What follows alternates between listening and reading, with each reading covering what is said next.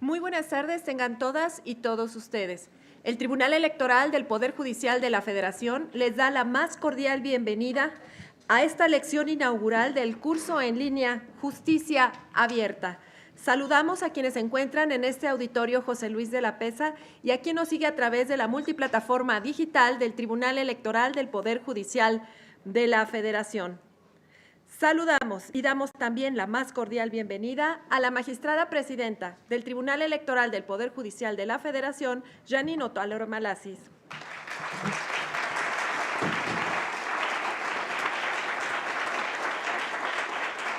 Con gusto también saludamos al magistrado de la Sala Superior, Reyes Rodríguez Mondragón.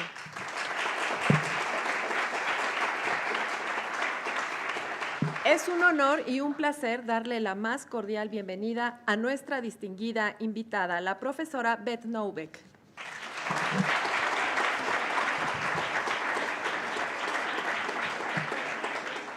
La profesora Beth Noveck es egresada de las universidades de Harvard y Yale. Actualmente dirige el laboratorio GovLab y su red de investigación MacArthur sobre gobierno abierto, en donde ha desarrollado programas de mejora gubernamental como el proyecto de colaboración con instituciones públicas para la participación ciudadana en la creación de leyes, el de soluciones innovadoras para expertos en problemas difíciles y el relativo a la creación conjunta entre ciudades y ciudadanos. Es profesora de Tecnología, Cultura y Sociedad en la Escuela de Ingeniería Tandem de la Universidad de Nueva York y del Instituto de Conocimiento Público de la misma institución forma parte. Asimismo, el gobernador de Nueva Jersey, Phil Murphy, la nombró primera directora de innovación del Estado en 2018. Anteriormente se desempeñó en la Casa Blanca como la primera directora adjunta de tecnología de los Estados Unidos y directora de la iniciativa de gobierno abierto de la Casa Blanca bajo la presidencia de Barack Obama. El primer ministro del Reino Unido, David Cameron, la nombró asesora principal sobre gobierno abierto. Muy bienvenida, profesora Beth Noveck. A continuación,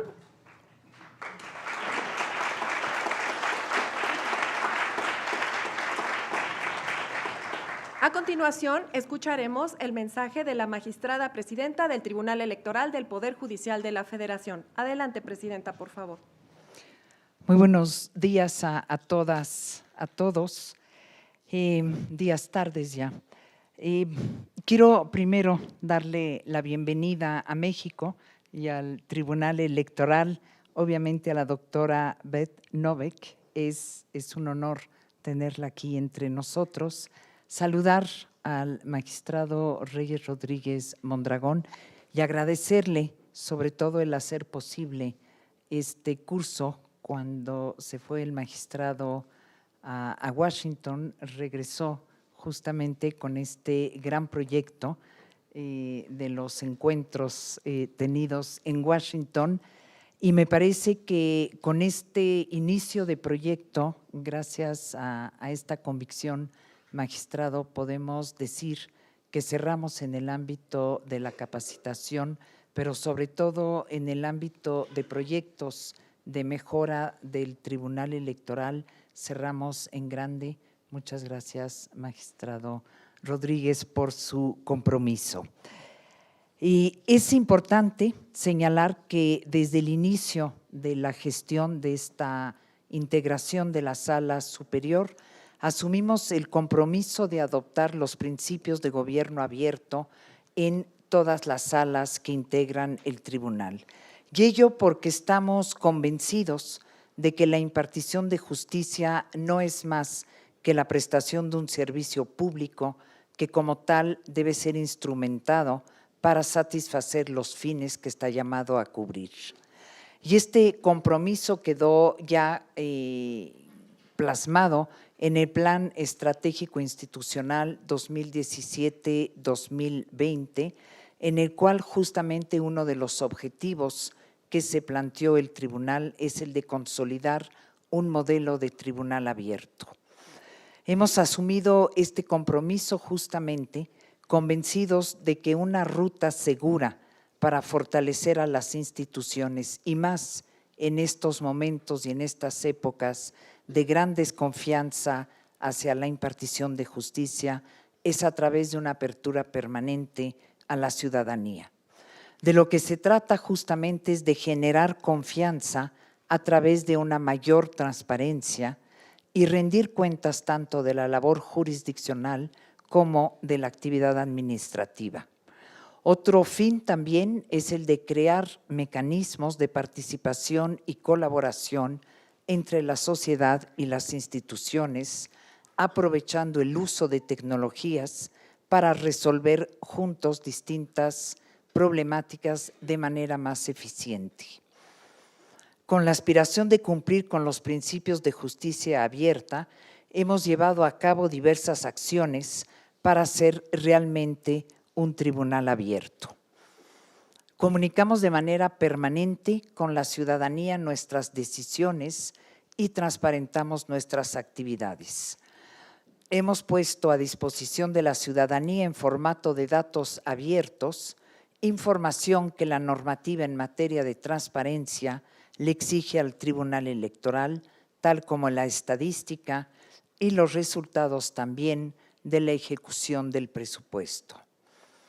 Impulsamos la certificación de los tribunales electorales locales en materia de tribunal abierto. Trabajamos junto con la academia, la sociedad civil y especialistas en la elaboración de una agenda participativa que cumpla con los estándares de justicia abierta y participación ciudadana. Hemos elaborado desde hace ya también varios meses un acuerdo que establece justamente y que regula la manera de llevar a cabo las audiencias con las partes de manera que éstas sean totalmente transparentes y abiertas al público. Para el año 2019 tenemos varios proyectos en los cuales queremos consolidar, perfeccionar nuestros sistemas jurisdiccionales y administrativos, justamente perfeccionando el uso de los datos abiertos. Promover que la ciudadanía quiera acompañarnos en nuestra labor y que esta justamente colaboración se traduzca en una mejora de gestión. Desarrollar el juicio en línea, que es fundamental para que la ciudadanía se sienta mucho más activa en el proceso de resolución de su controversia. Y seguiremos impulsando la accesibilidad a nuestras sentencias. La creación y desarrollo exitoso de mecanismos y acciones de justicia abierta requieren conocimientos y capacidades de gobierno abierto, así como un comprometido ejercicio de inteligencia colectiva. En este sentido, por ello, es justamente la gran satisfacción del Tribunal Electoral de poder contar con la colaboración de Governance Lab, Centro de Investigación de la Universidad de Nueva York, para ampliar los conocimientos y habilidades de nuestro capital humano sobre justicia abierta con una visión global. El curso de justicia abierta que inicia el día de hoy y que se impartirá en línea durante los meses de enero a marzo de 2019, permitirá a todas y todos los servidores públicos comprender los conceptos básicos de las nuevas estrategias de gobierno abierto, incluyendo la toma de decisiones basada en evidencias e innovación, identificar beneficios y riesgos de recopilar, procesar, usar y compartir datos, así como crear y desarrollar proyectos específicos. Este curso será la primera edición a nivel mundial de un curso masivo en línea impartido sobre justicia abierta. Por eso, justamente por esta innovación, quiero también agradecer a la doctora Beth Noveck la coordinación de esfuerzos para que este gran proyecto pueda llevarse a cabo. Quiero insistir para motivarlos, más allá de su presencia aquí el día de hoy, para seguir este curso en línea. No es el proyecto de un magistrado o de dos magistrados, es el proyecto del Tribunal Electoral, el proyecto de un tribunal que se encuentra en un momento de cambios, de grandes cambios, y que me parece que es nuestra obligación, tanto de ustedes como la de los magistrados, el aportar este posible cambio, el que vea a la ciudadanía que sí es posible transparentar y que sí es posible que el tribunal en su conjunto rinda cuentas de otra manera. Sé que para quienes estamos en órganos de justicia, más aún en México, vivimos más el concepto del sigilo judicial, de un cierto trabajo a puertas cerradas, y esto implica que rompamos paradigmas. Lo podemos hacer, lo podemos lograr, y yo lo que les pido es realmente el compromiso. El proyecto es extraordinario, el proyecto es ambicioso, no es solo un curso, es la capacitación también para poder a su vez ser capacitadores. Las salas regionales van a estar totalmente involucradas, implicadas en este proyecto. Entonces, les pido que más allá de iniciativas o no, se comprometan con este compromiso, válgase la redundancia, que tiene y que debe tener el tribunal en estas épocas que estamos iniciando. Y antes de cederle la palabra a la doctora Novek, quiero retomar sus propias palabras y con ello cerrar mi intervención, y la voy a citar con todo respeto. Debemos abrir nuestras instituciones y permitir que, como en la hoja del árbol, los nutrientes fluyan a través de la estructura política, a través de nuestra cultura, para crear instituciones abiertas, una democracia más fuerte, un mejor mañana. Muchas gracias, doctora, por estar aquí. Gracias, magistrado Rodríguez, por esta muy grande iniciativa, así como al magistrado de la Mata, que no nos puede acompañar el día de hoy. Muchas gracias.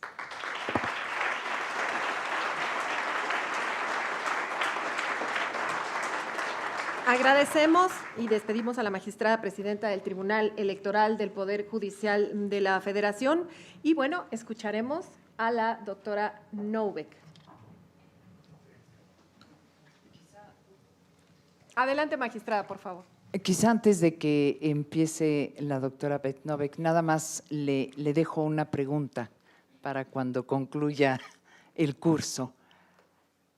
¿Hasta dónde y cuáles son los alcances que los jueces pueden darle a las redes sociales para comunicar entre ellos e intercambiar opiniones en torno a asuntos que están en juicio, incluido un debate a través de redes sociales sobre decisiones de justicia? La dejo.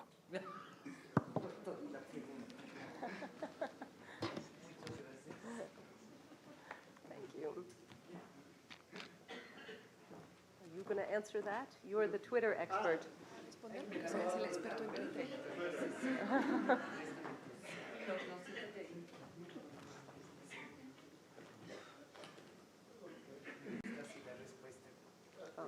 No podíamos empezar mejor, ¿no? No. Una respuesta sobre este tema. No se puede quedar atrás sin preguntas. Should I answer now? Entonces, ¿respondo ahora? Okay.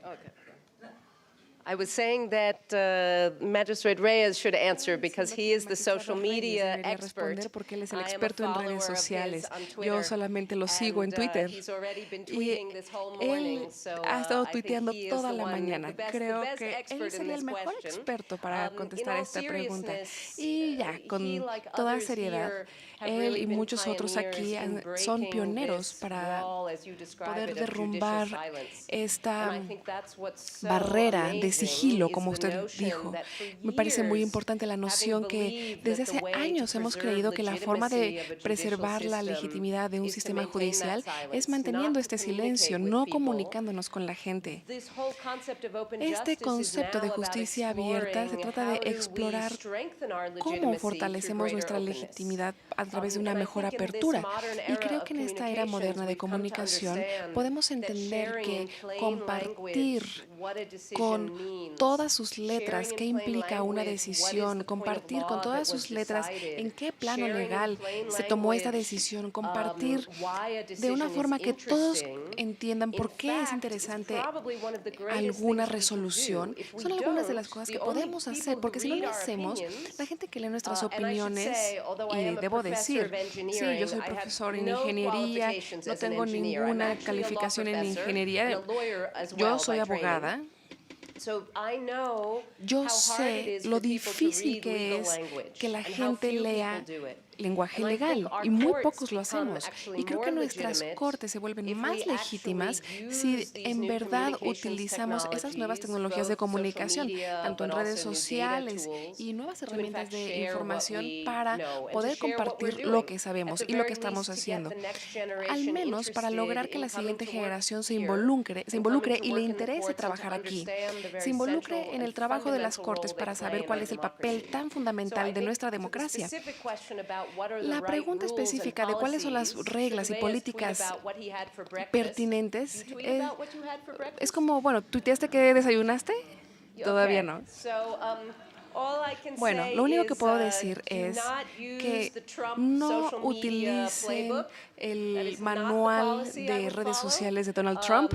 Yo no seguiría ese manual para nada. Tenemos que tener algunos lineamientos, pero creo que la idea de comunicar lo que hacemos en los juzgados, en lugar de tener este modo misterioso, es lo que nos va a ayudar a crear la legitimidad. Lo que estamos haciendo aquí es discutir y escuchar la opinión de los demás. Sí hay una forma incorrecta de hacerlo. Por ejemplo, ven a mi presidente.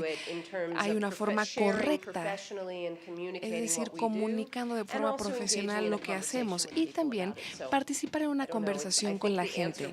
No sé, creo que esa es la respuesta general. ¿Quieres agregar algo? ¿Quieres el micrófono? Ya está. Estaba buscando. No, ya, es ok. Bueno, primero quiero decir que son muy pocos tribunales y menos jueces y juezas que están en redes sociales en el mundo. O sea, realmente es una mínima parte los que están acercándose a las redes sociales de manera abierta, con nombre y apellido, digamos, comunicando su actividad, ¿no? O informando sobre la función que desempeñan. Esto lo digo porque quiero resaltar que tenemos pocas experiencias sobre cómo usar adecuadamente estas redes sociales a partir del uso de las mismas, ¿no? Y creo que es muy importante esta aproximación a través de la experiencia, lo que podemos comunicar y no, y cómo reacciona el auditorio, cómo reacciona la conversación pública. Por otro lado, tenemos una tradición muy fuerte dentro de los poderes judiciales en México y en el mundo respecto de la secrecía y de la reserva, yo diría, de las discusiones y del trabajo que se realiza, porque resolvemos conflictos en donde hay partes con intereses. Claro, también no hacemos solo eso, llevamos muchas otras actividades más que tienen que ver con funciones administrativas o administración de recursos públicos, etcétera, ¿no? Ahora, cambiar esa tradición, cambiar prácticas, es un reto enorme, ¿no? Y esto implica, como ya decía la magistrada presidenta, que se asuman políticas institucionales de uso de redes sociales, no solo individuales, ¿no? Yo, un poco en tono de broma, en la mañana en el lunch, donde comíamos unos sandwichitos, ¿no? De jamón y queso o sin jamón, ¿no? y tomamos café y agua, ¿no? Yo en tono de broma decía que yo no seguía las políticas del tribunal para tuitear, pero en tono de broma, porque en realidad como no tenemos políticas para el uso individual o algunas reglas de ética, digamos, focalizadas en el uso de redes sociales por los jueces, pues tampoco tenemos mucho que seguir, pero tenemos políticas institucionales que sí atendemos. Entonces, creo que lo primero es señalar que cómo se usa es una decisión institucional.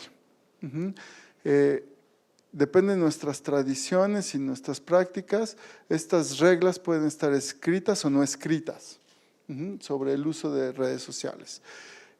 Y tres, me parece que siempre que en el equipo de trabajo de la oficina que maneja redes sociales, con el que yo estoy en constante revisión de lo que estamos comunicando o haciendo, siempre antes de tomar una iniciativa, nos preguntamos si lo que vamos a comunicar fortalece la legitimidad, credibilidad, confianza o la comunicación del tribunal hacia afuera, no individual. De hecho, yo siempre me quejo que me están haciendo de la cuenta pues, digamos, una empresa, ¿no? Casi. O sea, ya me echaron a perder mi cuenta ¿no?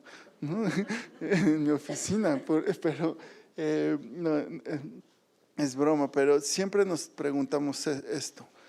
Es decir, no se comunica todo como un principio de que se tiene que comunicar todo. Yo, por ejemplo, no doy opiniones en Twitter sobre asuntos. Y es más, en general no doy opiniones sobre nada. Quizá alguna, pero más bien informo y pongo a disposición de la red las decisiones que en mi ponencia nos parecen relevantes. Discutimos en todas las reuniones de la ponencia cada semana, discutimos qué asuntos sí comunicar a través de la red social y cuáles no. Y por qué. Entonces, digamos, en principio, me parece que el uso de la red social por un juez, una jueza, tiene implicaciones institucionales que uno siempre debe preguntarse, atendiendo a los principios de cuál es mi función, ¿puedo comunicar esto o no? ¿Puedo opinar de esto o no? Y puedo interactuar de ciertas formas. Esto como experiencia nos hemos equivocado, sí, en mi oficina, yo mismo, en quizá digamos, ciertos usos, pero siempre estamos aprendiendo y lo importante creo que es experimentar, corregir, saber cómo se está comportando la red social y un poco saber qué espera, ¿no? de información. Y no saber que no es personal esa conversación muchas veces, digo porque la cuenta no es ya solo de opinión personal. Entonces, pues prácticamente no me tomo personal los miles de tweets quejándose sobre cómo voto, ¿verdad? Y mejor les pongo información sobre lo que voté y por qué voté, ¿no? Creo que con esto podría resumir pues 2 años o más de experiencia usando la red social, a pesar de que nunca las había usado antes. Las empecé a usar porque pues soy magistrado, o bueno, tengo esta función de manera temporal, quizá después cierre las cuentas, no lo sé, pero las uso como parte de esta responsabilidad de poder, de comunicar cuáles son principalmente las decisiones que toma el tribunal. Gracias.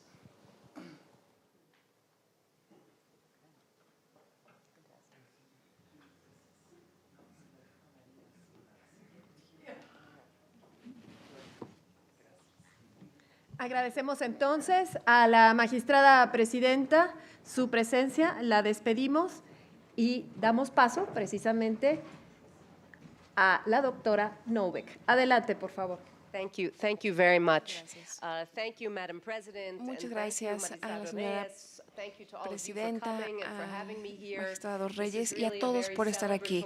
Es una ocasión de celebración por muchas razones, porque para nosotros representa la conclusión de un otoño muy ajetreado en el que hemos estado trabajando juntos para crear este curso. Y les voy a dar un adelanto de lo que vamos a ver hoy.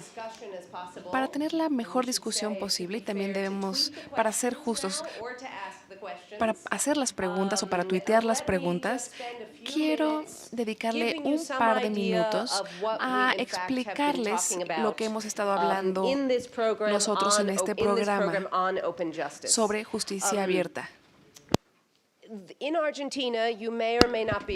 Tal vez saben esto, que en Argentina existe un programa que se llama Portal de Datos Abiertos en la Justicia Argentina. En esta plataforma han estado analizando la información de 50 cortes en su sistema, es decir, tanto las estadísticas como el desempeño de casos, jueces, y también información sobre la selección de los jueces y sobre bajo qué criterios se tomó la decisión de su elección y quiénes son. Lo que comenzó como un proyecto de datos abiertos, el proyecto de transparencia para publicar información, en años recientes se volvió una conversación, tanto en línea como fuera de línea, una conversación de colaboración en donde gobierno y sociedad civil trabajaron juntos y debatieron sobre el diseño, la implementación y la evaluación de políticas de justicia. En el sitio web, en su primer año, más de 25,000 personas metieron 3,500 ideas para atender 180 políticas. No sé si estos son más o menos de los comentarios que usted ha recibido en Twitter, pero la gente, podemos ver, quiere participar. Tal vez también estén familiarizados con el proyecto de la sociedad civil que se llama este programa que tenemos en la pantalla, donde podemos ver las expectativas de la gente y ver si los resultados se alinean o no a lo que tienen esperanzado. En cuanto a justicia abierta, lo que voy a explicar es en qué consiste. Es poder aplicar tecnologías nuevas, especialmente las tecnologías de los grandes medios de información que permiten la publicación, tecnologías que almacenan información de una forma más segura y que también permiten que la gente la inspeccione, plataformas digitales con las que muchos de ustedes están familiarizados. Bueno, estas herramientas nos permiten más que antes poder recolectar información, publicarla, verla y analizarla. Este medio nos permite a entender mejor nuestro sistema judicial, pero el objetivo real es mejorarlo. La razón de tener este programa no es ser transparentes solamente porque hay que ser transparentes. El gobierno ya recolectó información desde hace muchísimo tiempo. Y sí, ahí está en un pedazo de papel que nadie ve. La idea de la justicia abierta es poder fomentar esta colaboración que logre una verdadera mejora en nuestro sistema y en el acceso a la justicia para la gente, que mejore nuestra capacidad de lograr los objetivos de desarrollo sostenible 2016 y también poder tener procesos judiciales justos, legítimos, abiertos y transparentes. Esos son los medios que lo van a hacer posible. Así que antes de profundizar en este concepto de justicia abierta, hoy en día la conversación, así como lo que vamos a lanzar a partir de enero, no se trata de un conjunto de clases sobre conceptos teóricos. El objetivo es activar al público entrepreneur. Es decir, la gente como ustedes y como yo que tienen el deseo de hacer cambios reales, gente que quieren ser innovadoras. Por mucho que este proyecto dependa de las instituciones como este tribunal y que dé a conocer su información, la única forma en la que vamos a lograr las reformas que queremos y las reformas que anhelamos es si cada uno de nosotros tiene un papel real, creando las plataformas, creando la visualización, haciendo el análisis, colaborando trabajando con la sociedad civil, con las universidades y con los individuos, es decir, fomentando esta conversación sobre justicia abierta. Por lo tanto, hay que cultivar las habilidades que todos necesitamos. Conmigo trabaja en el Governance Lab una persona increíble. Estuvo trabajando incluso en su año sabático. Se llama Leonardo Olivera. Por ahí hay una foto de él.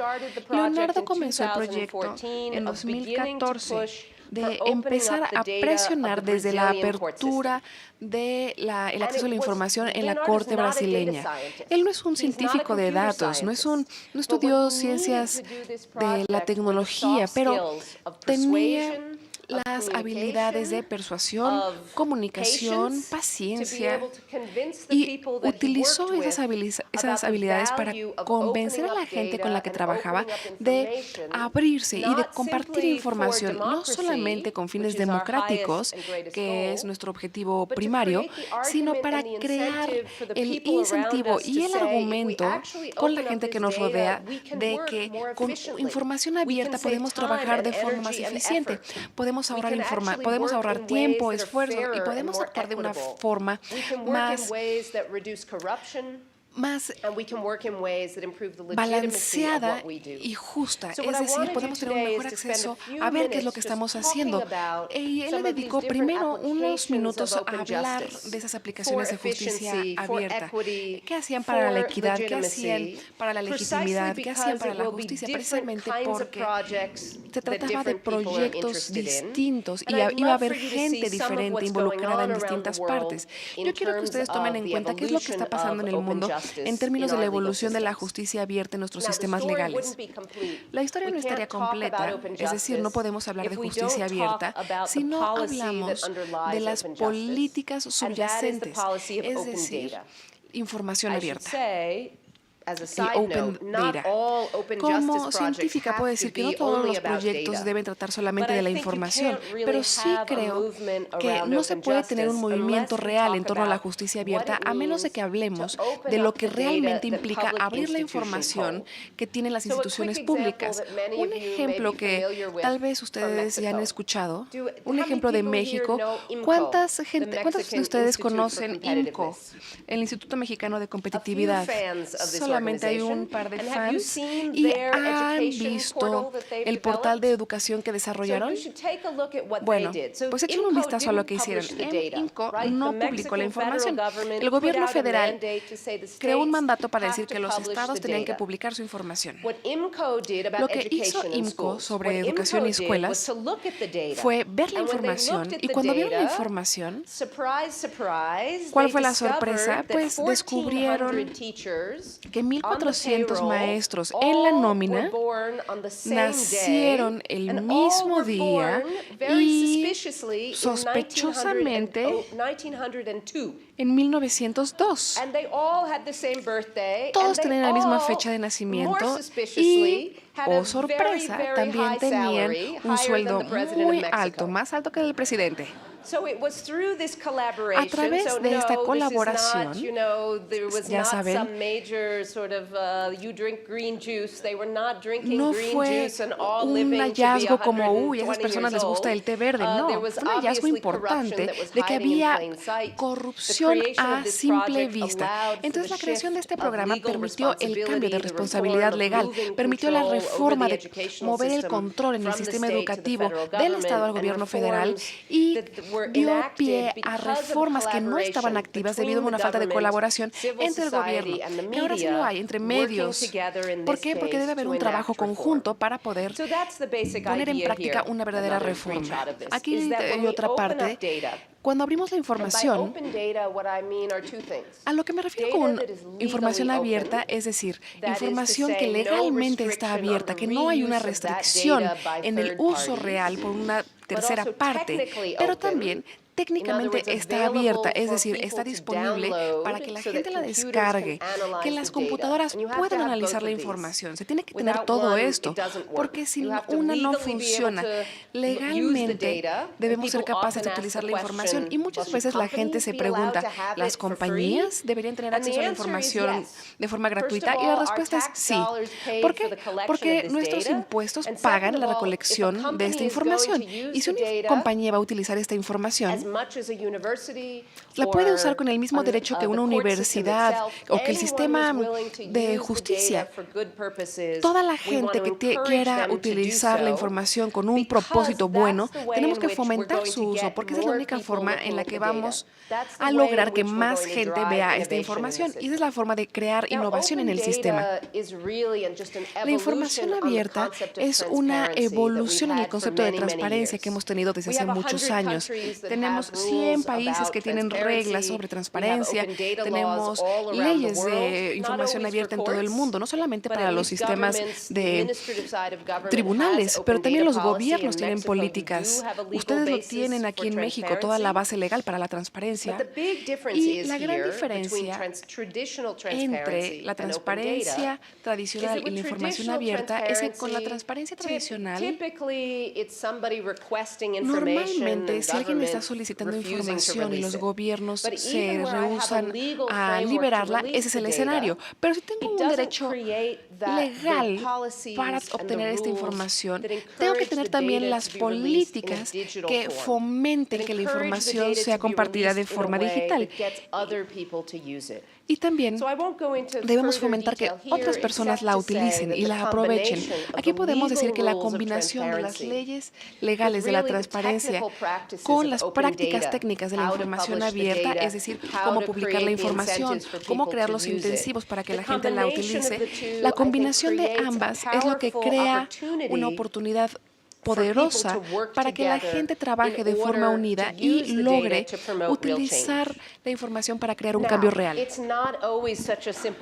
Bueno, no siempre es una historia tan fácil. Yo soy una gran admiradora de los datos abiertos, pero como lo has dicho, especialmente en el sistema tribunales, la justicia abierta, en el uso de las redes sociales, la publicación de datos y todo esto sigue siendo una idea muy nueva y hay un número de razones para ello. Primero que nada, no todos están listos para hacerlo. A menudo hay una falta de voluntad política que llega como una sorpresa, ¿no? Con su planeo, con su plan de hacerlo, pero en muchos lugares no les va a sorprender que los jefes no quieran divulgar la información. He pasado muchos años trabajando en transparencia de datos abiertos en los Estados Unidos y dijimos estúpidamente e inocentemente, si publicamos los datos, nunca vamos a poder regresarlos, nunca vamos a poder al genio hacer que regrese a la botella. Elegimos a un nuevo presidente en 2016 y de hecho hemos puesto al genio de regreso en la botella. Ya no publicamos datos ambientales nunca más, ya no publicamos datos energéticos, datos de salud pública. Entonces, la voluntad política a menudo es un gran impedimento. Hay riesgos y desafíos en el equilibrio para la publicación efectiva de los datos abiertos. Antes hablábamos de la cuestión de cuándo es el momento adecuado para publicar información. Pueden imaginar, y quizá podamos discutir este ejemplo en específico más adelante, pero pueden imaginarse que si publico información que está incompleta, si publico información que es muy temprana, si publico información sin contexto, de hecho, puede reducir la legitimidad en vez de aumentarla. Si publico información, especialmente registros de los tribunales en el caso electoral, pero también en otros casos que contiene información de identificación personal, direcciones de personas, números de identificación, puedo crear más problemas de los que estaría resolviendo. Y después tenemos los costos relacionados de hacer esto. Cuando tenemos datos abiertos y hemos hablado aquí de tener la libertad de descargarlos, aún así esto puede costar dinero. Limpiar los datos, encontrar los servidores, colocar los datos en línea e invitar a otras personas a que los utilicen. dicen. Así que hay muchas cosas que tenemos que considerar conforme progresamos en la plática sobre cómo podemos hacer que los datos estén disponibles y cómo podemos utilizar la tecnología para que se nos permita utilizar y mejorar el sistema judicial. Ahora, permítame hablar durante un minuto de algunas de las aplicaciones de la justicia abierta, de los datos abiertos, para el caso en específico de la creación de mayor eficiencia. Y esto ha sido sobre todo el enfoque del proyecto que tenían en Brasil, que se llama en inglés la justicia en el proyecto de los números. Entonces, esta es la fuente oficial de datos de Brasil y de estadísticas con respecto al Poder Judicial. Estuvo bastante antes de que comenzaran los proyectos de datos abiertos, etcétera, etcétera, en 2004, y utilizan este análisis para analizar la productividad de sus tribunales, la eficiencia de sus tribunales, qué tan rápido está trabajando la gente, qué tan lento están trabajando.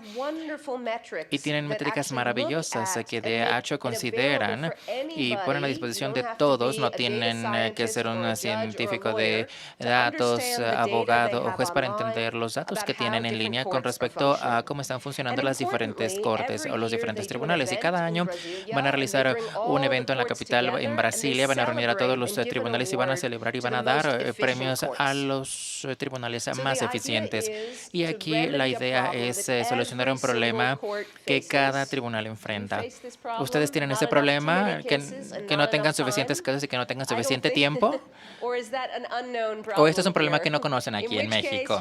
Bueno, en caso de que sean el único tribunal del mundo que no tiene demasiados casos y falta de tiempo, bueno, la pregunta de cómo vamos a designar recursos de manera más eficiente, incluso una pregunta muy rudimentaria en cuándo es mejor irse de vacaciones, ¿no? Para que no tengamos una escasez de jueces. Bueno, afortunadamente aquí tenemos un estadístico en jefe y la división estadística que tiene la posibilidad de realizar ese trabajo. Y han sido pioneros más que otras personas en ver cómo pueden utilizar la justicia abierta para mejorar la eficiencia de los tribunales. Debería decir que es extremadamente importante enfocarnos en este concepto de la justicia abierta, porque en muchos casos es muy difícil convencer a la gente de que la justicia abierta está aquí para la democracia. La democracia está bien, pero no tenemos tiempo para la democracia. Tenemos casos sobre los cuales oír. Entonces, la eficiencia a menudo es un buen argumento para convencer a los jefes de la razón por la cual se tiene que hacer algo, incluso con mayor potencial que se tendría que hacer por cualquier otra razón, por lo que los tribunales obviamente tienen costos muy elevados y restricciones presupuestarias, falta de personal, casos de alto perfil y aquí en las que las estadísticas y los datos podrían hacer una diferencia. Y una vez más, no tenemos suficiente tiempo el día de hoy para ver todos los ejemplos de que los datos abiertos no son la única solución para esto, ¿no?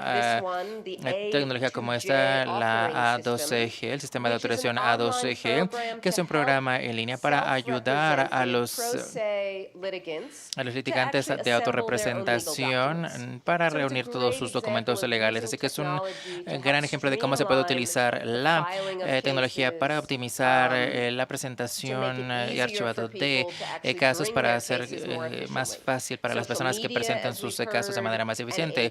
Las redes sociales, las herramientas AMB, las TIC que se están utilizando, por ejemplo, en Australia, en un proyecto que se llama el proyecto eTrials o juicios electrónicos, que no son muy diferentes de algunos sistemas que se han creado aquí. Se cargan todos los documentos en línea, pero también lo más importante, le permite a las personas participar a través de la web. No tienen que venir al tribunal para escuchar sobre su caso o para presentar su caso, lo que crea una mayor eficiencia para los tribunales, para los testigos y para los litigantes. Los tribunales están produciendo grandes cantidades de datos, decisiones, cargas de trabajo, presupuestos, calendarios, archivos, el número de jueces, el tiempo promedio para revisar un caso, el número promedio de días para revisar un caso, el número de casos que revisa cada juez. Entonces, muchas cosas a las que podemos ver, observar y que nos permiten entender la forma en la que viendo y examinando estos datos pueden ayudarnos a mejorar la eficiencia de los tribunales.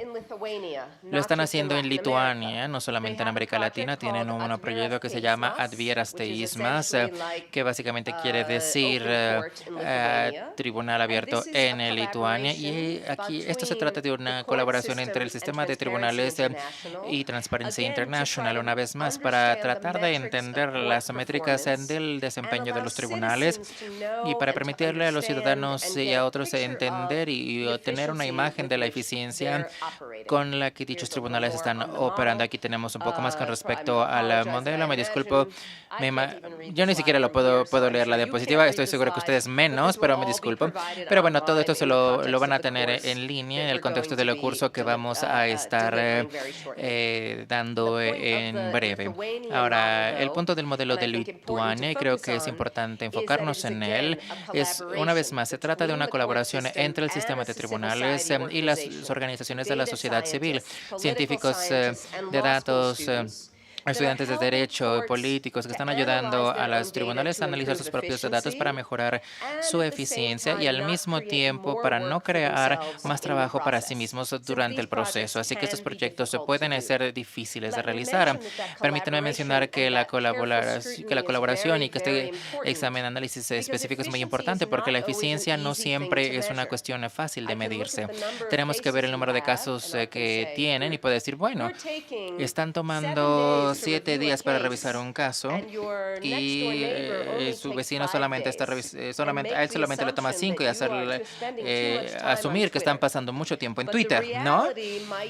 Pero la realidad puede ser que de hecho a ti te tocan los casos más difíciles, ¿no? O tienes los casos más complejos. Entonces, no siempre debemos saltarnos, ¿no? Y hacer conclusiones, ¿no?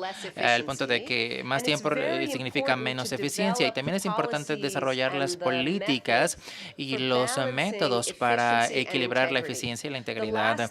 Lo último que quisiéramos es apurarlos a revisar sus casos y, por lo tanto, crear una oportunidad menos justa para que la gente que llegó antes que tú. Ahora, permítame tomar un tiempo para hablar de otro tipo de justicia abierta. Van a ver después de un momento que, que los métodos a menudo se repiten, pero las razones de ellos son muy diferentes. Probablemente han estado siguiendo, a partir de aquí, el movimiento de las vidas de afroamericanos importan en Estados Unidos, y ahora en nuestro sistema judicial y sobre todo en nuestro sistema policíaco no todos tienen el mismo tratamiento. Esa es una preocupación que se tiene y que tiene que ver con el color de la piel, el número de pesos en tu bolsillo, y no todos van a obtener la misma experiencia. Y de hecho lo que necesitamos hacer es entender el funcionamiento de nuestro sistema judicial no desde la perspectiva de la eficiencia, pero también de la perspectiva de igualdad y equidad. Esto es lo que, en este caso, algunos de nuestros líderes del sistema judicial y policíaco también, pero tenemos aquí mucha información. El profesor de economía de Roland Fryer en Harvard, datos que estaban divulgando algunos cuerpos policíacos. Él obtuvo de manera física algunos de estos datos y los analizó y pudo realizar la investigación y el análisis de los Big Data. Y de hecho, lo que él encontró sorprendió a muchas personas. Y es que al menos en Pensilvania y Texas, que es en donde él estuvo investigando, descubrió que de hecho no había ninguna diferencia racial en cómo la gente... Déjenme decir esto de manera con cuidado, porque es difícil, ¿no? En la cuestión en la igualdad de decisiones, ¿no? Entonces, bueno, aquí te pueden disparar si eras negro o blanco. No sé si esto es bueno o malo. Para mí son malas noticias, ¿no? Pero las malas noticias es que la gente afroamericana tenían un por ciento mayor de probabilidad para hacer un uso de fuerza no mortal, no que te golpearan, que te hostigaran. Entonces había una diferencia inconsiderable entre blancos y negros. Ahora, en California habían estado trabajando en un proyecto para buscar la forma en la que el sistema de justicia juvenil le trata a los niños de diferentes colores de piel, especialmente los niños latinos en comparación con los niños blancos blancos en California. Y una vez más, no les sorprenderá, pero sí les sorprendió a los jueces que no tenían acceso a estos datos, que de hecho las sentencias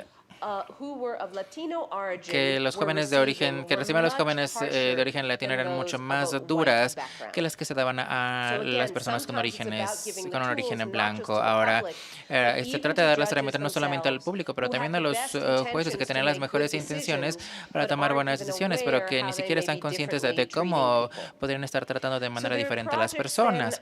Entonces, estos proyectos como LACPADI, que utiliza y es de fácil lectura, en este caso en Nigeria, para educar a la gente con respecto a sus derechos.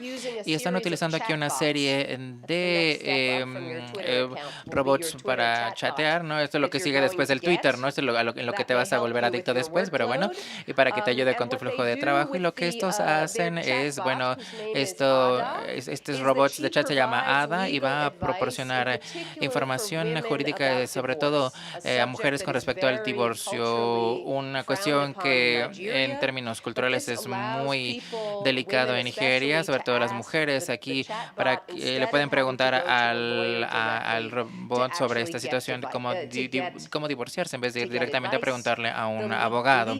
Pero Galler, no sé cómo se pronuncia, es australiano y es una empresa startup, un negocio lucrativo que trabaja con una caridad que proporciona ayuda dándole a los, bueno, haciendo correspondencias entre los abogados pro bono con gente que necesita ayuda. Entonces va a utilizar inteligencia artificial para asignar abogados pro bono a los casos. Por eso es que es y para que tengan acceso al sistema de justicia. Aquí la idea es el uso de tecnología para crear un acceso más para más personas que no hubieran tenido en otros contextos. Por esto que es una empresa no lucrativa. Aquí voy a brincar muchos ejemplos. Aquí todo tiene que ver con respecto al lenguaje, cómo pueden colocar el lenguaje jurídico en cómics, ¿no? Entonces algo que valdría la pena que le echaran un vistazo, ¿no? Aquí una banda, un cómic, ¿no? Para tener acceso justo al sistema judicial para toda la gente. Y finalmente, bueno, quiero tener más tiempo para discutir, así que una última categoría, les voy a presentar una categoría más de ejemplos, ¿no? Y que atraviesa de manera transversal todo lo que estamos haciendo, y es cómo hacemos el acceso al sistema judicial más legítimo. Sabemos que hay problemas significativos en muchos países y siempre ha sido el caso con lo que en inglés llamaríamos court packing, paquetamiento en tribunales, donde hay jueces que se van a tribunales que van a apoyar su propio punto de vista político, aumentando el tamaño del tribunal. O en el caso de lo que sucedió recientemente en Polonia, donde estaban tratando de destituir o despedir a la mitad de los tribunales, bueno, en función de la relación con el presidente. Puede que hayan seguido el año pasado la historia en Estados Unidos de cómo el presidente Trump decidió nombrar a un candidato a un tribunal de apelación federal que no tenía ninguna experiencia en absoluto en trabajo en cortes, pero su calificación primaria para cualquier trabajo es que era un ghost hunter, era un escritor de misterio, era un escritor sobre cuestiones de fantasmas, ¿no? Entonces, una comedia, aquí se dio una comedia, ¿no? En la prensa, y no se puede esperar hasta que este tipo de escándalo sucediera, y la prensa se enteró al respecto y dijo, bueno, si tienes suerte una persona de este tipo, bueno, se le va a remover de la carga en Argentina, con concursos transparentes. Comenzaron en 2010 un proyecto que tenía que ver con los currículos, los antecedentes profesionales y académicos, los puntajes de los exámenes orales y escritos, ejemplos para publicar datos sobre cómo o quiénes son los abogados, cuáles son sus calificaciones y cuáles son sus calificaciones para asumir dicho puesto. Ahora, al publicar esta información de manera temprana, permitieron que las cosas cambiaran para las asociaciones jurídicas y para que el público examinaran la información, y en este caso para realizar el cambio, como habían visto que había sucedido en muchas regiones, incluyendo Salta y Buenos Aires, donde habían tenido que realizar cambios significativos para realizar la designación de jueces. Ahora, en Brasil hay una compañía que se llama Just Brasil privada, que es una compañía de justicia abierta. Una vez más está utilizando datos abiertos para ver quiénes son los jueces y cuáles son sus calificaciones. Y bueno, aquí la esperanza es evitar este tipo de corrupción. Así que tenemos aquí muchos ejemplos en los que yo podría ahondar, pero una vez más la idea es hacer una identificación de cuál es la información que va a estar disponible y que puede publicarse para reducir la probabilidad de corrupción. Ahora, este video que les mostré anteriormente es otro proyecto de Argentina, y lo que ellos hacen es publicar lo que podría llamarse mapas de redes. Ellos están publicando las relaciones para mostrarles cómo están relacionados los abogados, los jueces entre sí, entre ellos, entre personas interesadas, entre políticos, y para ver cómo funcionan las redes que ellos tienen, que de hecho pueden hacer que el nombramiento de un juez sea cuestionable. En Eslovaquia, Transparency International desarrolló una tarjeta de puntaje para los jueces, y una vez más datos abiertos y métricas que permitían el escrutinio de los jueces.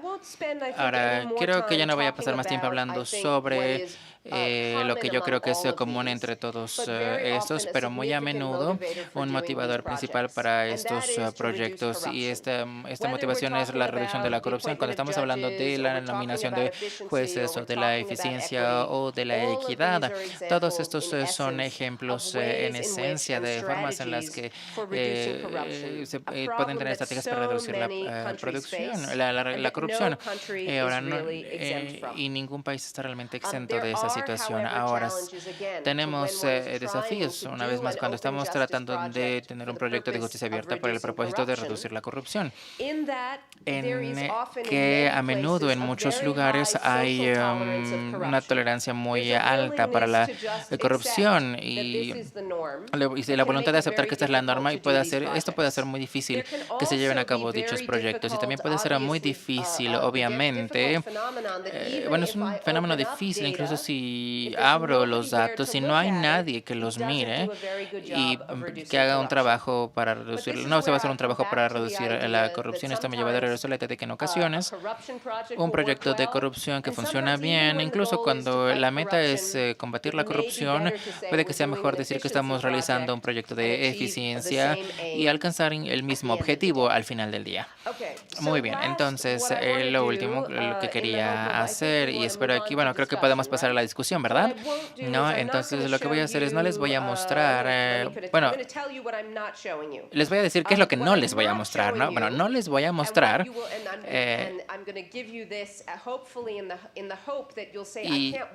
y voy a hacer esto para que se queden con las ganas de ver el video, digan, no me lo puedo perder, ¿no? Lo vamos a poner en línea, es toda una serie de descripciones con respecto a las formas en las que pueden realizar estos proyectos, no por ustedes mismos, porque serían difíciles de hacerse por uno mismo, ¿no? Pero cómo trabajar con universidades, con otras partes del gobierno, cómo trabajar con periodistas, con el sector privado, en formas en las que se vuelva posible obtener los recursos, el talento y francamente el tiempo que se requiere para realizar estos proyectos de la mejor manera. Y si me permiten, bueno, yo tengo una formación de abogada, pero estoy muy contenta de poder sentarme con ingenieros, y a través de esto tenemos la oportunidad de colaborar y de realizar proyectos que realmente puedan hacer una diferencia. Entonces, lo que tratamos de hacer es darles algunas ideas sobre las estrategias a través de las cuales pueden colaborar con la gente. También podemos continuar, y obviamente podemos discutir muchos de los riesgos con mayor detalle y cómo superarlos. Hay preocupaciones que pueden tener con respecto a qué hago con la parte de seguridad, qué hago con respecto a la privacidad, y obviamente podemos hacer algún esfuerzo para dar atención a estas cuestiones, no no a través de mí diciéndoles lo que tienen que hacer o dándoles una clase, ¿no? Aquí son videos muy, muy cortos por parte de los profesores. Y sí tenemos aquí 12 entrevistas con las personas que han realizado estos proyectos.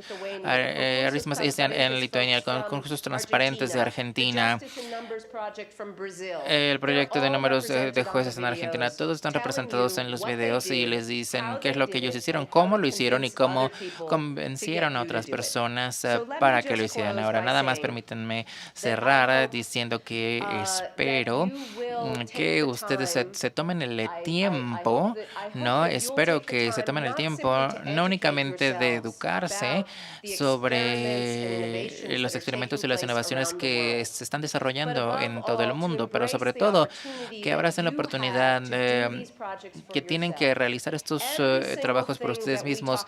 Cada cosa que hemos presentado, que han visto en las diapositivas, cada ejemplo comenzó con un innovador individual, un emprendedor público individual, alguien que se levantó un día y dijo, bueno, yo quiero mejorar el sistema y simplemente utilizar la tecnología como una herramienta para acelerar, agilizar el proceso de cómo lo hacemos. Así que espero que lo que hayamos hecho es dar cierta orientación para hacerlo y realmente esperamos continuar a través de la comunidad de los innovadores de justicia abierta, porque es una comunidad, ¿no? Son gente voluntariosa, deseosa de apoyarlos para tomar los siguientes pasos y para tomar estas iniciativas. Ahora, para terminar, permítanme felicitar al tribunal por sus logros tan sorprendentes, porque han logrado crear tribunales que son únicos en su tipo, ¿no? Durante toda la historia hay movimientos y docenas de cosas que están pasando en el mundo, ¿no? Pero al darle un nombre, al reunirlo, ahora tenemos la oportunidad de tratar de construir los cimientos del cambio y espero que seamos parte del progreso que se haga y que cuando regresemos a hablar de esto en 1, en 2, en 5 años, veamos cómo ustedes desataron una revolución en la justicia abierta. Y con esto permítanme terminar y muchas gracias.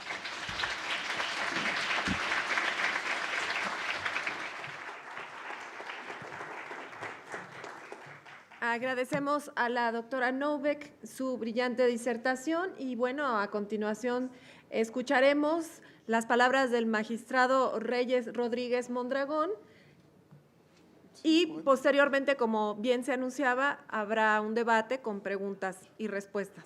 Adelante, magistrado. No, yo solo voy a agradecer a la doctora Beth Noubek por colaborar con nosotros en este curso, en este taller, e invitarlos una vez más a todas y todos ustedes a participar en él. Va a estar abierto prácticamente a todas las personas que trabajan en el Tribunal Electoral, tanto quien realiza funciones administrativas como jurisdiccionales. Pronto la Escuela Judicial Electoral iniciará el curso, ¿no? El 14 de enero y la convocatoria ya está hecha, entonces ojalá pueda haber algún interés para convertirse en estos emprendedores individuales, innovadores, ¿no? Con ganas de revolucionar la justicia abierta y contribuir a legitimar el Tribunal Electoral. Preferiría que tomáramos tiempo para las preguntas, para que ustedes también, si tienen algún comentario, algo que plantear a la doctora Beth. Entonces, podemos abrir quizá con una pregunta que ya está aquí en las manos de la doctora y ahorita pues les podemos pasar el micrófono o pueden pasar sus papeletas que ya veo están llegando. Gracias. Thank you. And again, let me thank the translators for their agradecer a los patience. intérpretes por su paciencia, a los traductores por esta larga discusión. Ahora, la pregunta llega, ¿qué sugerirías para mejorar la calidad de las discusiones en Twitter? A veces se desarrollan en ataques sin argumentos, ¿no? Bueno, creo que hay dos cosas que puedo ofrecerles. La primera, Twitter podría no ser siempre el lugar correcto para tener una discusión argumentada, ¿no?, y razonable con respecto a las políticas. Pero hay plataformas maravillosas y herramientas maravillosas que están disponibles para poder hacerlo. Entonces, nada más para darles un ejemplo, tengo una diapositiva que no les mostré, que era de un proyecto que se llama Better Reykjavik, un mejor Reykjavik, desarrollado en Islandia por una fundación que se llama la Fundación de los Ciudadanos, que creó esta plataforma que involucra a 20% de la ciudad en conversaciones con políticas en cómo vamos a mejorar la ciudad. Y convirtieron una herramienta simple en caso de que hagas un comentario, hay una persona que va a responderte y viceversa, ¿no? Entonces está diseñado para crear un discurso más cívico, ¿no? Y ahora están utilizando inteligencia artificial. Hay aquí una herramienta de fuente abierta que se llama, ay, se me acaba de olvidar, pero en un momento me va a venir. Y bueno, lo están utilizando de manera activa en muchos lugares, pero sobre todo en Taiwán, para hacer en que 200,000 personas puedan participar con respecto y tener discusiones sobre la legislación. Le van a preguntar a las personas cómo se sienten, van a agrupar rápidamente. La inteligencia artificial va a hacer el trabajo del agrupamiento de personas para entender cómo son. Entonces, básicamente, cómo vamos a tomar el pulso y cómo vamos a escuchar lo que la gente piensa y se siente. Entonces, en resumen, puede ser que lo mejor sea combinar el uso de Twitter con otras plataformas y la meta en este caso es tener una conversación más durable, entregable. Pero la pregunta, ya sé que no es la respuesta que ustedes quieran que les diera su pregunta, creo que la respuesta corta realmente tiene que ver con lo que dijo el magistrado anteriormente. Tenemos que preguntarnos, tenemos que hacernos esta pregunta: ¿cómo lo vas a poner? ¿Qué es lo que va a aumentar la legitimidad? ¿Qué es lo que va a mejorar nuestra comunicación? Y tienes un tercer punto, pero básicamente era un conjunto de valores que ustedes utilizan para evaluar algo antes de que lo publiquen. Entonces, atacar a otro individuo, ¿esto nos hace progresar en estas metas o no? Esto, el avalar las opiniones de alguien más que podría confundir, puede tener el potencial de confundir a las personas o a la opinión del tribunal correcto, tiene que ver con el desarrollo de un conjunto de valores que guíen realmente el tiempo de toma de decisiones con respecto a lo que se tiene que hacer de forma directa. Creo que podemos crear una política aquí, pero al final es este segundo, una vez que te levantas antes del desayuno y piensas, bueno, ¿debería publicar esto o no debería publicarlo? ¿Debería tuitear esto o no debería tuitearlo? Y entonces, francamente, para disculparme, ¿no?, cuando alguien comete un error o para detener la conversación cuando ya se sale de control, creo que esto es algo que alguien tiene que evolucionar de manera orgánica, ¿no? Y tenemos que hacer evolucionar ciertas reglas orgánicas en el contexto en el que nos encontramos, en el que yo estoy como una servidora pública, no, bueno, yo soy profesora, pero yo soy muy cuidadosa con respecto a compartir información, pero no compartir una opinión de la misma manera. Y cuando sí comparto una opinión, dejo muy clara la diferencia entre las dos. La gente me ataca, no tantos como te atacan a ti, seguramente. Y a veces simplemente hay que dejarlo ir. Pero no creo que sea el lugar correcto para empezar una discusión real sobre alguna política. No es la forma correcta. Sí hay un lugar correcto para compartir información en tiempo real, y esa sí es esta plataforma. ¿Otra pregunta? Políticas y reglas, a ver.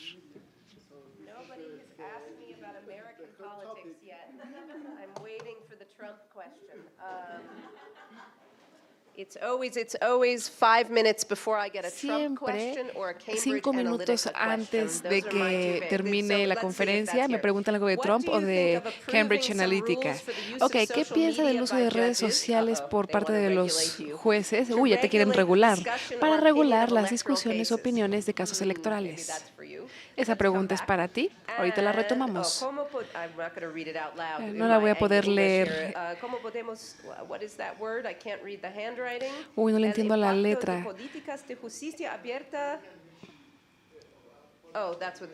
Ah, ya entendí. Para garantizar acceso a la justicia. Ok, sí entiendo la pregunta, no entiendo la letra. ¿Cómo podemos medir el impacto? Ok. Ok, una pregunta fácil.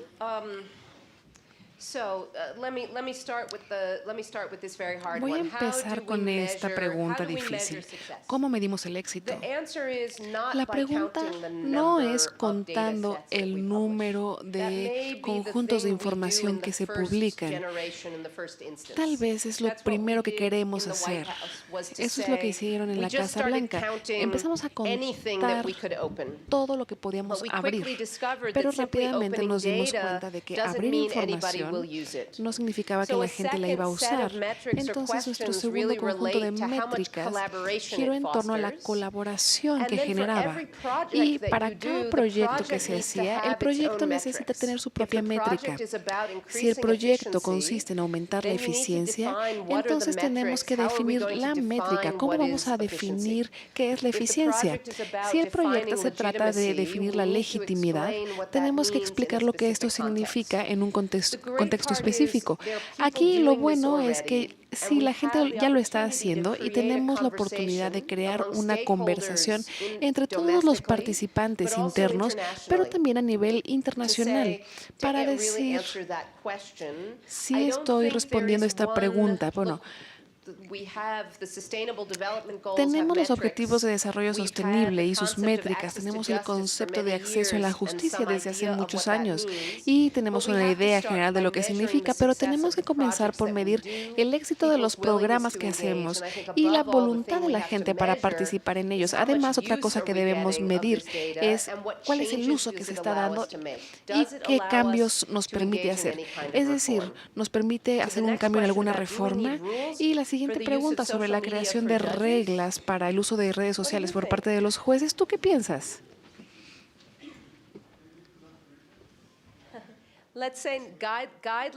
Digamos que debe haber lineamientos, pero no reglas. Sí, yo creo que hay muchas personas para quienes la respuesta es muy natural. Por ejemplo, los jueces tienen que empezar por saber lo que es Twitter. Yo creo que no están muy familiarizados con Facebook. A veces ni siquiera saben lo que es el Internet. Digamos, es más complicado saber qué es Twitter, pero hay que saber cuál es la propuesta de valor, por qué debería hacerlo y cuáles son los lineamientos. Yo no creo que funcionen las reglas. ¿Por qué? Porque es algo muy rápido. No se pueden revisar todos los tweets antes de publicarlos, pero sí puede haber lineamientos. Sobre todo, cómo no tuitear sobre un caso hasta que esté cerrado. O, ¿qué se puede decir del caso? Se puede explicar en qué consiste el caso, pero no se puede dar una opinión. No se puede comparar la opinión. No puedo decir que mi colega estaba mal. Ese es el lugar en el que se debe compartir información y creo que lo mejor es fomentar una conversación. Es decir, el mayor riesgo no es que se conviertan en Trump. Creo que el riesgo real es que solamente se utilice como una herramienta de ostentación. Miren qué buenos somos. En lugar de fomentar la colaboración, yo creo que este sería uno de los principales lineamientos. Saber compartir la información. Esta es la decisión. Haz clic aquí para conocer la decisión final. O ya se tomó esta decisión. Si quieres saber más, visita esta página. O si quieres participar en esta política de educación infantil, participa de esta manera.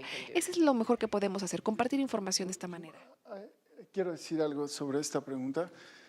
Yo estoy de acuerdo con la profesora Beth que es mejor tener algunas directrices o algún tipo de recomendaciones en el uso de redes sociales y no tener reglas o no tener algún tipo de reglamento o algo que parecería obligar a conducirse de cierta forma o no en el uso de redes sociales. Pero quiero compartirles dos conversaciones que tuve cuando asistía a la escuela judicial en Alemania, el director de la escuela judicial, quien es juez, y también con otra jueza de la escuela judicial en Inglaterra, y precisamente les preguntaba yo sobre el tema de uso de redes sociales. En principio no es un tema o una pregunta que sea fácil para digamos, darle algún tratamiento, algún cauce dentro de las judicaturas. Y tenemos evidentemente opiniones que pueden ser desde un extremo de no usar, ¿sí? O un extremo de usar libremente, ¿no? Ahora, las respuestas en torno a estas conversaciones fueron las siguientes. En primer lugar, de lo que me dijeron, yo llegué a la conclusión siguiente, que parece obvia, pero quisiera decir la obviedad. Si alguien es juez o jueza, yo esperaría que ya sepa cuando el uso de redes sociales compromete su función o pone en cuestionamiento o en riesgo los principios bajo los cuales debe actuar un tribunal o debe actuar un magistrado o magistrada. Porque si no, entonces quizá tenemos algún, digamos, tenemos algo que hacer en términos de incrementar nuestra masa crítica y nuestra reflexión en torno a cómo ejercer la función judicial bajo los principios que la rigen en un mundo en Internet. Dos, en Alemania prácticamente les parecía contrario a la ética judicial algún uso de redes sociales en particular.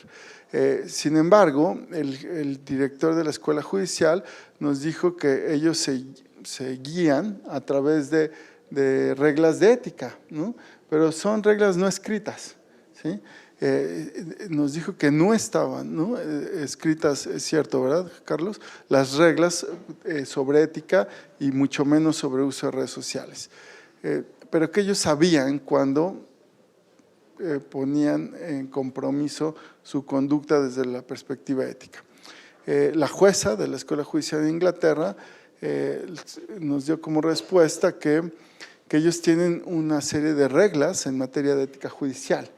Y a partir de esas reglas de ética judicial, que sí están escritas, pero le pregunté si eran públicas y no sabía, y al parecer no están difundidas públicamente, pero las conoce la judicatura, ¿no? Es parte del requisito para ser juez. Además de que todas estas reglas de ética en la escuela judicial en Inglaterra las desarrollan, las ponen a prueba, se forman a través de cursos muy prácticos, de problemas y simulaciones con casos pues reales, pero digamos simulados, en fin. Hay toda una estrategia de capacitación y de internalización de las reglas de ética. Entonces, le parecía también muy inverosímil, o sea, como ¿por qué vas a usar redes sociales, no? Si eres juez y pues tú tienes que resolver, ¿no? En no estar perdiendo tus 2 días y retrasándote en la decisión de casos, ¿no? Usando Twitter. Entonces, pero tienen reglas escritas y las tienen que seguir, y el uso de redes sociales y de la comunicación también en Inglaterra se ve desde esta perspectiva de la ética judicial. Ahora, me parece que esto es un debate, o esto está a debate en general en el mundo, particularmente los poderes judiciales. Es un debate más sensible. Son instituciones que rinden cuentas y generan bienes públicos y servicios públicos que no necesariamente son semejantes a los que ofrece el Poder Ejecutivo, ¿no? La administración pública. Entonces, en el contexto judicial, más bien hay que entender el uso de redes sociales en el contexto judicial. Y yo repito, y siempre preguntarnos cómo esto incrementa nuestra comunicación, cómo esto la facilita, cómo esto la clarifica y cómo esto fortalece, o sea, la confianza pública, la legitimidad, genera una percepción sobre un tribunal y un ejercicio de un juez o una jueza objetivo e imparcial, ¿no? Independiente y neutral. neutral respecto de las decisiones y la función que realiza. Me parece que el gran reto es justamente ese balance de neutralidad que debe tener un juez al usar las redes sociales o cualquiera que ésta sea. En fin, creo que tenemos… y hay aquí una pregunta que yo ya voy a contestar de una vez. Creo que efectivamente, cada vez que uno usa las redes sociales, desde la función tiene que pensar en el interés público, pero también en la obligación de la protección de datos personales y balancearla. Y en un marco de justicia abierta, ¿cuál es el límite para publicar información personal? Pues más bien las instituciones no publican información personal, ¿no? Es información institucional. Y para cerrar, ya solo hay una pregunta y también aprovecharemos para que la doctora Novek nos dé la conclusión de esta conferencia inaugural con la cual hacemos la presentación y el lanzamiento de este taller y este curso virtual sobre justicia abierta. Gracias a todas y todos ustedes por estar aquí, gracias a la Escuela Judicial que hacen posible no solo esta conferencia, sino todo el taller. Gracias a la profesora Beth Novek y la dejo a ella para que cierre con siempre esta mirada crítica, pero también inspiracional en temas de justicia abierta. Gracias. It is a mutual fan club, as they say. Bueno, So before we close, let me make one es un point aprecio very, mutuo, very como clear. dicen. Quiero dejar Lest algo you muy fear claro, a that menos que this will ustedes be teman que a esto course pueda in which you have tratarse to listen de to un me curso en el que talk van a for tener que hours and escucharme a mí hablar y hours hablar y about hablar this por topic. horas y horas I y wanna make horas. sure to make Quiero clear asegurarme that de que it's, sepan entirely in Spanish by que todo el native curso Spanish speakers. está dado There en is an español English por version, personas que that's me, hablan on español. the English version, Bueno, en la versión en which I inglés, si wanted us aparezco to yo, esa soy yo. create Ahí because I quisimos cannot crear un programa en español porque yo no overemphasize puedo how terminar de truly enfatizar original this is lo and how many original que people es I esto think y will la be cantidad de interested in personas this que podrán course estar all over the interesadas en world. este curso en But todo we el did, mundo. my colleagues did shoot Mis an original colegas Spanish version. This is filmaron Professor un Victoria video Alsina. en She's a español. Ella es professor both at Victoria Harvard Alsina, and una at profesora NYU, en and a Harvard fellow at the y GovLab. la Universidad de She Nueva comes York y también from, trabaja en GovLab. Barcelona. Viene de And then Barcelona Dinora y también Cantu, who's tenemos from a Dinora Monterrey. Cantu de Monterrey. So you'll have a choice of accents. Así que pueden escoger su But acento you get favorito. the entire course in Spanish, Pero number por one. supuesto siempre Number en two, español. these are not Además, legal no se tratan lectures, by de which I cursos mean legales, es they are decir, 10 minutes. son They are de not 10 2 hours. minutos, no de 2 It's horas. much shorter than what we Son did mucho today. más breves So de there's lo no que me han estado excuse escuchando not to hoy, listen así to que no hay them while- pretexto para during no the desayuno escucharlos a la or hora the del drive to desayuno work o or mientras van whatever it is. manejando al They're very, trabajo. very short, De verdad son muy breves. mainly to inspire you Y with ideas and examples el punto es and inspirarlos guidance con for how to do ideas y these ejemplos y projects. lineamientos sobre cómo The hacer estos last question, proyectos. and that gets Y to la the última last question, pregunta thank you, in two languages, es, quiero agradecerles which en los really dos asks idiomas. for Ah, no, the aquí viene minimum en los dos idiomas. preconditions to Dice, advance the ¿cuáles son open las justice condiciones para abrir esta agenda de Let me justicia actually say before abierta? I Ok, answer this is antes I de know what the contestar, next project yo is sé we have to do. We cuáles need to make van a a ser los course about siguientes social media proyectos. for Tenemos que judges, hacer un because curso de that's redes not what sociales this para los course is jueces, about, but I porque think este that curso would no be se trata really de eso, pero sí interesting, creo que sería muy since I do interesante think que lo that the tomaran, whole porque creo world que will start to todo ask this. el We've been mundo va a asking it in comenzar a other cuestionarse contexts, esto. and obviously we've introduced televisions into courtrooms years Hemos metido ago, and we went through the televisiones same discussion, how a will los having cameras juzgados. in the courtroom Eso fue una change the novedad way en that su we momento. work. Después las It's the same cámaras. conversation, Bueno, la but we have to conversación es la have it misma. again now for Debemos social volver a media tenerla and to ahora ask para redes what it means for sociales the justice y system. preguntarnos What does it cuáles son mean las to implicaciones introduce para el these sistema technologies and judicial, what's the basic cuáles son las precondition? implicaciones, cuáles son las In brief, let me say precondiciones, that es above decir, all, the political will, la which is already voluntad present política among que all ya la 7 tenemos magistrates, con los from the 7 presidency down, magistrados to y desde la actually presidencia hacia embrace the abajo, concept of open ya hay la justice. disposición The de idea and the adoptar la political will to justicia say, abierta. not Esta only buena do we voluntad permit people nos dice, to no solamente vamos a do these darle a la projects and gente take this la course, oportunidad de but we tomar want estos everybody cursos, sino to que do it, queremos and que we'll todo support el you mundo in tenga doing acceso a this ellos work. y vamos a darles el This is apoyo para que lo truly tomen. extraordinary, Eso and es algo that's the realmente main extraordinario precondition, y esa that es there's a una desire to do precondición. something. que exista el deseo. Después de esto, la pregunta de ¿deberíamos publicar su currículum? ¿Deberíamos publicar su estado de cuenta? No lo vamos a hacer. ¿Deberíamos publicar todos los casos? ¿Cuándo los deberíamos publicar? No creo que haya una sola cosa correcta que hacer. Y esa es la esperanza de que si tenemos a muchas personas, algunas se van a enfocar en equidad, otras en eficiencia, otras en legitimidad, pero va a haber toda una gama de posibilidades. Unos van a concentrarse en datos abiertos y otros van a concentrarse en crear mejores herramientas para gestionar documentos, pero existe todo un abanico de oportunidades para mejorar el acceso a la justicia. Todo empieza con la voluntad y el deseo y poder crear la comunicación y la comunidad que le dé apoyo a los innovadores. Así que quiero agradecerle por su liderazgo, no solamente en México, pero a nivel internacional.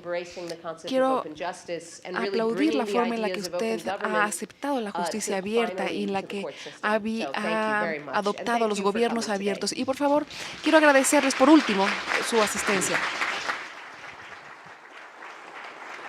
Muchas gracias a la doctora Noubek. Y bueno, pues el magistrado Reyes Rodríguez Mondragón hará entrega de un reconocimiento a nuestra distinguida conferencista invitada especial del Tribunal Electoral del Poder Judicial de la Federación en nombre de las y los magistrados del Tribunal Electoral del Poder Judicial de la Federación.